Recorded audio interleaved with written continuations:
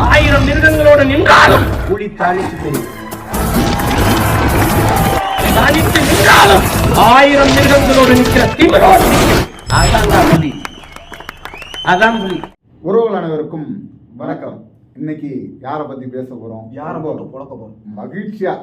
ஏன்னா அது நம்மளுக்கு வந்து யாரையாவது திட்டுறதுனா தான் ரொம்ப பிடிக்கும். சாதாரணமா செய்யற வேலை. நம்ம வந்து சாதாரணமா எல்லாரையும் திட்டுற போறது இல்லை. நம்ம ரொம்ப பெரிதும் மதிக்கக்கூடிய நம்ம வந்து இவங்களெல்லாம் நம்ம வந்து ஒரு பெரிய உயர்வான இடத்துல வச்சிருக்கோம். ஒரு காலத்துல அவங்களையும் நம்ம பின்பற்றணும். அவங்களெல்லாம் நான் பின்பற்றல, எப்பயுமே நான் பின்பற்றேன். அதனாலதான் இப்போ வந்து பற்ற வச்சுட்டு இருக்கிறேன் பின்னால. எந்த அளவுக்கு பின்பற்றணும் அந்த அளவுக்கு நீங்க பத்த வச்சுக்கணும். அந்த மாதிரி 2 பேரை பத்தி நம்ம இன்னைக்கு பார்க்க போறோம். முதல்ல நம்ம எராமிஸ் ஒருத்தவர். எராமிஸ் அது கடைசியில போட்டு வருதுக்கும். கடைசியில வருதுக்குமா? ஏன்னா அவர் பாவம் வயசானவர். முதல்ல நம்ம அண்ணன் திருமாவளவன் அவர்கள். கண்டிப்பா அவருக்கு நம்மளாவது அவருக்கு மதிப்பு கொடுத்து முதல்ல அவருக்கு முன்னுரிமை கொடுப்போமே. ஆமா, மத்தவன் தான் வந்து முன்னுரிமை கொடுக்க மாட்டான். தம்பிகளாவது நம்ம தவிர முன்னுரிமை கொடுப்போம். அதனால வந்து தொடர்ச்சியா அண்ணன் சீமான் அவர்கள் நேரடியா வெளிப்படையா கண்டிச்சு சொல்லியிருக்காரு. நாம் தமிழர் கட்சி தம்பிகள் இடத்துல நான் அண்ணன் திருமாவளவனை விமர்சிக்க வரல, அண்ணன் அன்புமணி அவர்களை விமர்சிக்க வரல, இது என் நோக்கமும் இல்லை, நீங்களும் அவங்கள பத்தி பேசவே கூடாது அப்படின்னு சொல்லிட்டாங்க. ஆனா அப்படிப்பட்ட அண்ணன் சீமான் அவர்களே பேச வச்சுட்டாரு அண்ணன் திருமாவளவன் அவர்கள். சரியா? ஏன்னா ஆம்ஸ்ட்ராங் அவர்கள் கொலை வழக்குல ஒரு மாநில தலைவரை கொண்டு இருக்காங்க. 163 படுகொலை நடந்திருக்கு இந்த திமுக ஆட்சியில. இப்போ வந்து திமுக அரசுக்கு இதுக்கு சம்பந்தம் இல்லைன்னு வச்சுக்கோங்க. ஆனா அவங்க தான் சம்பந்தம். இப்போ அவசரமா கைது பண்ணவரை, அதாவது சரணடைஞ்சவரை, இப்போ ஒருத்தன் வந்து சரணடைஞ்சவன் தப்பிச்சு ஓட பார்த்தானா அவனை சுட்டு கொண்டுட்டாங்க. இப்போ ஒருத்தன் தேடி பிடிச்சி வலை வீசி பயங்கரமா தேடி பிடிச்சி அவனை வந்து விரட்டி பிடிச்சி நான் வந்து கைது பண்ணோம்னா அவன் தப்பிச்சு ஓடுறதுக்கு வாய்ப்பு இருக்கு. இதுதான் நமக்கு தெரியுமா? அதிரடி பட ஐயா வீரப்பனாரை பிடிக்க போறன்ற பேர்ல பாது ஒரு சில பேர் உடுப்பு போட்டு வீரப்பன் ஆட்கள் பழைய கொல்லப்பட்டாருன்னு சொல்லி இவங்களாவே கிரியேட் பண்ணுவாங்க தெரியுமா? அந்த மாதிரி சரணடைஞ்சவன் தப்பிச்சு ஓடனான்னு சொல்லிட்டு சுட்டு கொண்டுட்டாங்க. அவ்வளோ கேவலமான ஆட்சி நடந்துட்டு இருக்கு. அந்த ஆட்சிக்கு எதிராக போராடுது நாம் தமிழர் கட்சி. இந்த கொலையெல்லாம் வந்து ஆளுங்கட்சியோட ஒத்துழைப்பில் தான் நடக்குது அப்படின்னு அதுக்கு முட்டு கொடுக்குற மாதிரி ரொம்ப கேவலமா பேசியிருக்காரு அண்ணன் திருமாவளவன் அவர்கள். ரொம்ப கேவலமா. அதாவது திமுக ஆட்சி மீது ரொம்ப கேவலமா பேசும் போறது வேற வழி இல்ல. இதெல்லாம் போய் நம்ம வந்து இதை சமரசம் பண்ணிக்க முடியாது இல்லையா? ஏன்னா நான் நேரடியா சாடணும்னு எனக்கு அவசியம் இல்லை. நீ திமுகவுக்கு முட்டு கொடுக்கணும்னு வர பத்தியா? அப்ப திமுகவுக்கு முட்டு கொடுக்கணும்னு வரும்போது எனக்கு வேற வழியோ வாய்ப்போ இல்லை இல்லையா? நான் பேசிதான் ஆகும். இப்போ அவர் சொல்றாரு, இந்த கொலை வழக்குல மக்கள் போராடுறது, அதாவது நாம் தமிழர் கட்சி போராடுறது திமுக அரசு மேல களங்கத்தை ஏற்படுத்ததானே தவிர மற்றபடி வந்து இந்த கொல்லப்பட்ட இந்த ஆம்ஸ்ட்ராங்காகவோ அவரோட குடும்பத்துக்காக இதனால பிரயோஜனம் இல்லை. நீங்க செய்யறது முழுக்க திமுகவை கலங்கப்படுத்தும். வேற இப்போ அண்ணன் திருமாவளவனும் இது இந்த படுகொலை கண்டிச்சு அவர் எதிர்ப்பு தெரிவிச்சிருக்காரு. அவர் கருத்தை பதிவு பண்ணியிருக்காரு. ஏங்க அவர் இந்த ஆட்சியில வேங்க வேலைக்கு எதிராக ஆர்ப்பாட்டம் நடத்தினாரு. அது விடுங்க, நான் என்னுடைய அண்ணனுடைய கேள்வியை நான் கேட்கறேன். இப்போ அண்ணன் திருமாவளவன் அவர்களும் ஆம்ஸ்ட்ராங் அவர்களுடைய படுகொலையில அவருடைய துயரத்துல பங்கெடுத்திருக்காரு, பக்கபலமும் நின்று இருக்காரு. சரிங்களா? இதனால அவர் குடும்பத்துக்கு என்ன பண்ணுது? ஒரு பலனும் இல்லை, ஒன்றும் இல்லைல்ல.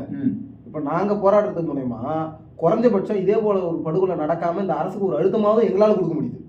அண்ணன் திருமா அவர்கள் செய்யக்கூடிய இத்தகைய இந்த போக்கால இந்த மாற்றமாவது வருமா?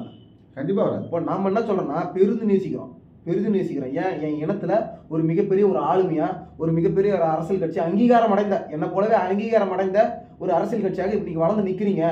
திமுக கூட இருந்து அங்கீகாரம் வாங்குறது பெரிய விஷயம். ஆமா, அண்ணா வந்து திரும்ப வந்து ஒரு சிஎமான சந்தோஷம் எங்களுக்கு என்னன்னா, திமுக கூட இருந்து அங்கீகாரத்தை இழந்த கட்சிகளுக்கு மத்தியில திமுக கூட்டணியில் இருந்து அங்கீகாரத்தை பெற்ற முதல் கட்சியாக அண்ணன் விடுதலை சிறுத்தைகள் இருக்குதுன்னா நம்ம பெருமையை நினைக்கிறோம். ஆனா நாம என்ன சொல்றோம்னா, ஒரு தவறு நடக்குதா, உன்னால பேச முடியலன்னா விடு, பேசுறவன கம்முன்னு விட்டுரு. இல்ல அதுதான் சொல்றோம், பேசுறவன கம்முன்னு விட்டாலும் பரவாயில்ல. ஆனா திமுகவுக்கு போய் முட்டு கொடுக்குறீங்களே ரொம்ப கேவலமா. ரொம்ப ஒரு எப்படி சொல்றதுன்னா, 2 விஷயம் ஒரு நபர் பண்ணவே கூடாது. என்னன்னா, உன்னால திட்ட முடியலன்னா திட்டவனா விட்டுறணும். இவர் அண்ணன் என்ன பண்றாருன்னா, இவரும் திட்ட மாட்டாரு, திட்டவனையும் விட மாட்டாரு, திட்டவனையும் திட்டுவாரு. ஆமா, இது மட்டும் கொடுப்பாரு. இது என்ன போக்கு? இது குறைஞ்சபட்சம் ஐயா ராமதாஸ் அவர்கள் கூட்டணி கட்சியாக இருந்தாலுமே கூட அந்த கூட்டணி கட்சி ஒரு தவறு செய்கின்ற போது அந்த கூட்டணியை முடிச்சுக்கிட்டு வெளியே வந்துடும். அதுதான் மக்களுக்கு செய்யக்கூடிய நன்மை. நீங்க வந்து அதுதான் நீங்க நடுநிலையா இருக்கிறீங்கன்றது. இப்ப ஒண்ணும் இல்ல, வேங்க வயலுக்கு போராடுறாரு, ஆர்ப்பாட்டம் பண்றாரு. இப்போ ஆம்ஸ்ட்ராங் கொலை வழக்குக்கு பேட்டி கொடுக்குறாரு. ஆனா இதை செய்யக்கூடிய இந்த அரசை திட்டாரா? இப்ப வேங்க வயலுக்கு எதிராக போய் போராடுறீங்க, யாரை சொல்லி போராடுறீங்க? இந்த சிஸ்டம் சரியில்லை, சிஸ்டம் சரியில்லை, கள்ளச்சாராயத்துக்கு எதிராக போராடுறீங்க. இதே அதிமுக ஆட்சியா இருந்தா சிஸ்டம் சரியில்லைன்னு சொல்லிருக்கீங்களா? அதிமுக ஆட்சி சரி, கள்ளச்சாராயத்துக்கு போய் அதிகாரிகள் மேலதான் குறை சொல்றீங்க. இப்ப ஆர்ப்பாட்டம் நடத்துறவரு இந்த ஆட்சி சரியில்லை, உங்களுக்கு தெரியாம எப்படி 67 பேர் சாத்தாங்கன்னு நீங்க கேள்வி கேட்டுருக்கணும். அதை விட்டுட்டு நீங்க அங்க போய் ஆர்ப்பாட்டம் நடத்துறீங்க. இந்த அதிகாரிகள் சரியில்லை, இந்த மாவட்ட ஆட்சியர் சரியில்லை, இந்த டிஎஸ்பி சரியில்லை, எஸ்பி சரியில்லை, இவங்க யாரு கீழே வராங்க? முதலமைச்சர் கீழே வராம தனியா வராங்களா? அவங்களாம் முதலமைச்சர் கீழே தானே வராங்க. இந்த ஆட்சி நிர்வாகத்தானே திட்டணும். நீ வந்து இதே அதிமுக ஆட்சியில இருந்தா நீ எடப்பாடி பழனிசாமி திட்டி இருப்பியா, இல்ல வந்து டிஎஸ்பியை எஸ்பியை திட்டி இருப்பியா? அன்னைக்கு ஒரு நியாயம், இன்னைக்கு ஒரு நியாயம். இதெல்லாம் எப்படிப்பட்ட மனநிலை? உண்மையிலே இவரு எதை நோக்கி போயிட்டு இருக்காரு அப்படின்னு தான் நாங்க வந்து இப்ப பேசுறதுனால ஒரு சில பேர் வந்து இன்னும் இவங்க அண்ணனையே வந்து பேசுறாங்க அப்படின்லாம் நினைக்காதீங்க. ஒரே ஒரு விஷயத்த சொல்றேன். அரபு நாட்டுல ஒரு பெண் மீது கை வைக்க முடியுமா? வைக்க முடியாது.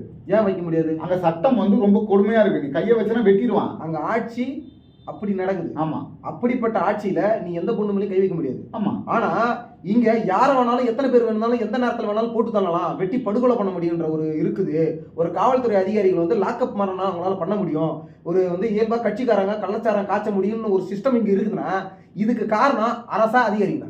அரசு தான். ஏன்னா இங்க அரசு இப்ப காவல்துறைன்னு வச்சுக்கோங்க. காவல்துறை யாரோட கட்டுப்பாட்டுல இருக்கு? காவல்துறை மந்திரி யாரு? காவல்துறை மந்திரி ஸ்டாலின். ஸ்டாலின் தான் அந்த காவல்துறையே இருக்குது. அதை கட்டுப்படுத்த முடியாத காவல்துறை அதிகாரியை திட்டமா மந்திரியை திட்டமா? இப்போ ஒரு ஏட்டு தப்பு பண்றான், எஸ்பி தப்பு பண்றான், டிஎஸ்பி தப்பு பண்றான், யாரால தப்பு பண்றான்?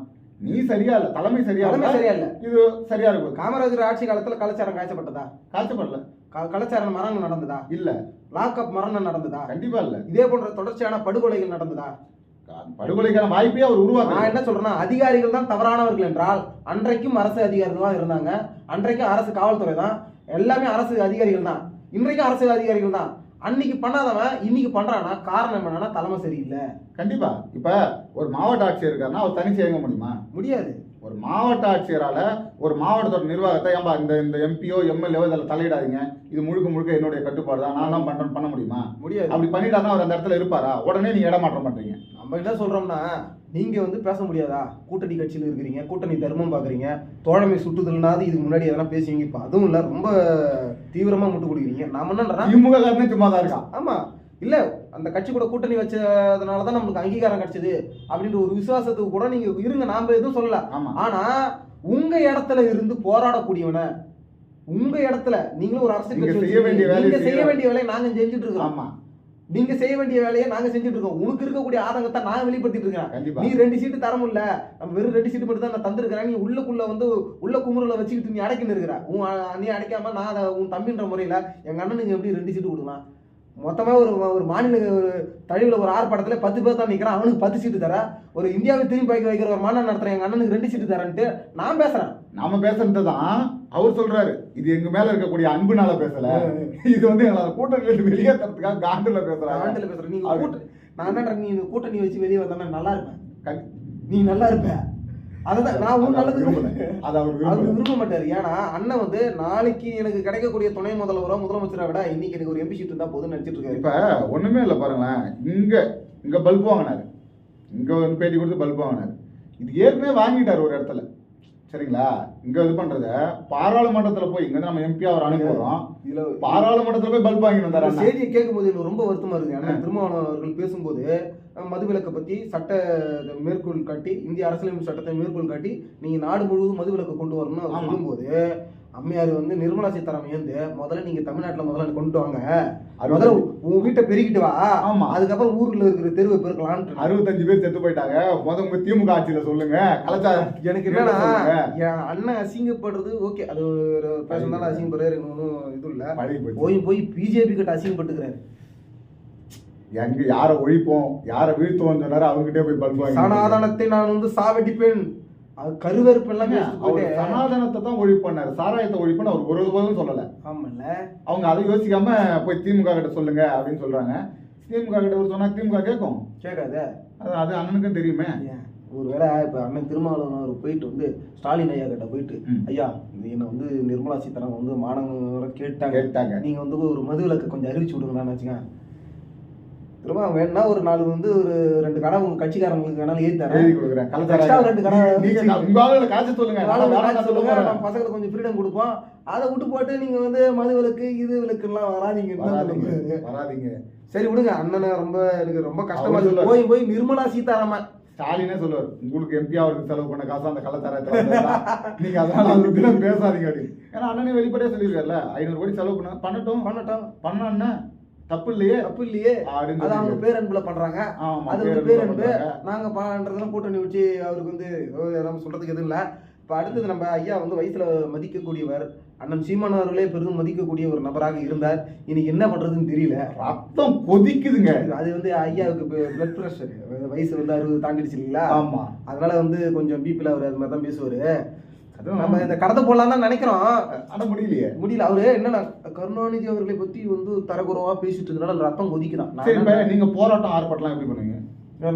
எங்க பண்ணுவீங்க? நாங்க வந்து மக்கள் கூடக்கூடிய ஒரு பகுதியில நாங்கள் கட்சிக்காரர்கள் நிர்வாகிகளை சந்தித்து கூட்டி வச்சு மக்கள்கிட்ட நாங்கள் எடுத்து சொல்லுவோம், இந்த பிரச்சனைலாம் இது இதில் இருக்கு, அதை மக்களுக்கு கடத்துவோம். இதுதான் எங்களுக்கு ஆர்ப்பாட்டம். இப்போ சுபவிக்கு வந்து ஒரு டாஸ்க் கொடுத்துருக்காங்க. அவருக்கு எப்படியாவது வந்து திமுகவுக்கு முட்டு கொடுத்து ஒரு எம்பி சீட் வாங்கலாம் அவர் போராடிட்டு இருக்காரு.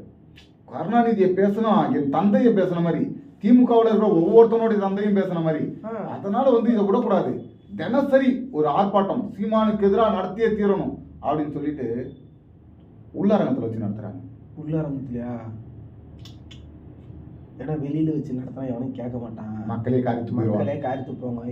யாராமே செய்யுது இதுக்கு மூணு எல்லாமே இவன் மாட்டி இஷ்டத்துக்கு எதனா பேசிட்டு இருக்காங்க அப்படின்னு சொல்லுவாங்க. இப்போ நம்ம என்னன்றனா ஐயாவுக்கு வயசாயிடுச்சு, சரிங்களா? வயசாயிடுச்சு, நீங்க இருங்க, திராவிடத்தின் தத்துவத்தையே நீங்க பேசுங்க. ஏன்னா கடைசி உயிர் மூச்சு வரைக்கும் நீங்க திராவிடம் தான் பேச போறீங்கன்னா இருந்துட்டு போங்க, நம்மளுக்கு அது ஒன்றும் பிரச்சனை இல்லை. நீங்க பேசிட்டு அங்க இருங்களேன், திராவிடம் பேசுங்களேன், திமுக அரசுக்கு முட்டு கொடுங்க. அப்படி கிடையாதுங்க. நீங்க எது வேணாலும் ஏங்க எங்க பக்கம் நீங்க தப்பா புரிஞ்சுக்கிங்க.